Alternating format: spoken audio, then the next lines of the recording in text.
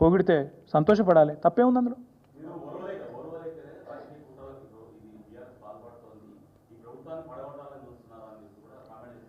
Brother, ఒక మాట, ఈ దేశంలో ఆయారాం గయారాం అనే సంస్కృతిని రాజకీయాల్లో పార్టీ ఫిరాయింపులను తీసుకొచ్చిందే కాంగ్రెస్ పార్టీ. ఆయారాం గయారాం అని స్టార్ట్ చేసింది హర్యానాలో ఇందిరాగాంధీ. ఆడికెళ్ళి ఇప్పటిదాకా 2004లో మాతో పాటు కలిసి పోటీ చేశారు వీళ్ళు, ఇదే కాంగ్రెస్ వాళ్ళు. పోటీ చేస్తే 26 మంది మేము గెలిచినాం. అలా మా ఎమ్మెల్యేలు 10 మందిని గుంజుకపోయి కాంగ్రెస్లో కలుపుకోలేదా? నిజం కాదా? ఇక మా లక్ష్మారెడ్డి సాబ్ ఇన్నే ఉన్నాడు, ఆయన గెలిచిండారు 2004లో.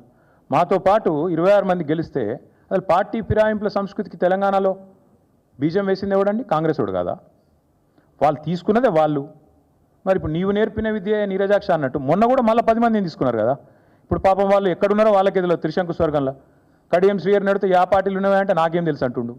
10 మంది ఉన్నారు, ఏ పార్టీలు ఉన్నాయో ఎవడు చెప్పలేడు. పాపం వాళ్ళ బతుకంత ఘోరంగా అయిపోయింది అలా అధ్వానంగా. నేనేమంటున్నా అంటే చేసిన వెధవ పనులన్నీ చేసి మా ప్రభుత్వాన్ని ఎవడో వడగొడతాడు. మేము వడగొట్టుడేంది? ఎప్పుడో బంగ్లాదేశ్ లెక్క తిరుగుబాటు వచ్చి ప్రజలకు తాను నిలగొడతారు మిమ్మల్ని. ఎందుకంటే మీరు చేసే లుచ్చ పనులకు ప్రజలకు కోపం వచ్చిందనుకో, రోడ్డు ఎక్కినరు అనుకో, వాళ్ళ ఆగ్రహం తట్టుకోలేకపోతే ఎవడేం చేస్తాడు దానికి? మీ ప్రభుత్వాన్ని కూలగొట్టాల్సిన ప్రభాకర్ రెడ్డి చెప్పింది అక్షర సత్యం. ప్రభాకర్ రెడ్డి కరెక్ట్గా చెప్పిండు. ఏం చెప్పిండు? ప్రజలు మా దగ్గరకు వచ్చి ఆక్రోషిస్తున్నారని చెప్పిండు. ఏమన్నాడు? మేము తిరుగుతున్నప్పుడు వచ్చిన వాళ్ళు వచ్చి అంటారు ఎన్ని రోజులు భరించాలి దరిద్రాన్ని, ఎత్తవతల వాడే రాదుండ్రన్నా అంటున్నారు. మేము చేస్తామని చెప్పలేదు కదా, ప్రజలు చెప్తున్నారు, ఇట్లా అంటున్నారు.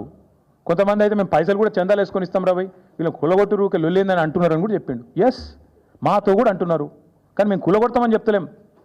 ఎస్, ఈ ప్రభుత్వం దరిద్రం, కాంగ్రెస్ కరోనా కంటే డేంజర్, ఎస్ ఇవన్నీ కరెక్టే. కానీ ప్రజలు నిర్ణయం తీసుకున్నారు. ప్రజాస్వామ్యంలో 5 ఏళ్ళు ఉండాలి. నిర్ణయం తీసుకుంటే ప్రజలకు కూడా తెలియాలి.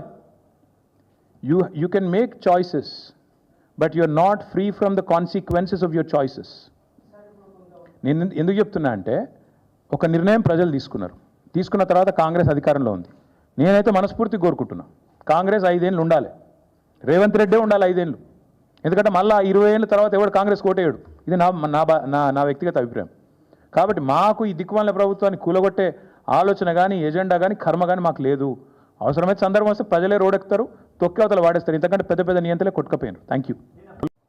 మేము రారాజులం అని ఎవరైనా భావిస్తే ప్రజాస్వామ్యంలో దానికి తావు లేదు.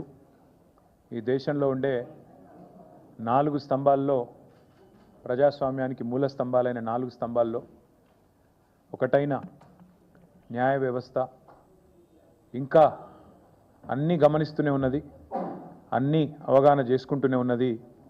తప్పకుండా సరైన సమయంలో సరైన పద్ధతుల్లో స్పందిస్తుంది అని చెప్పి నిన్న సుప్రీంకోర్టులో జస్టిస్ గవాయి గారి నేతృత్వంలో జరిగిన ఆ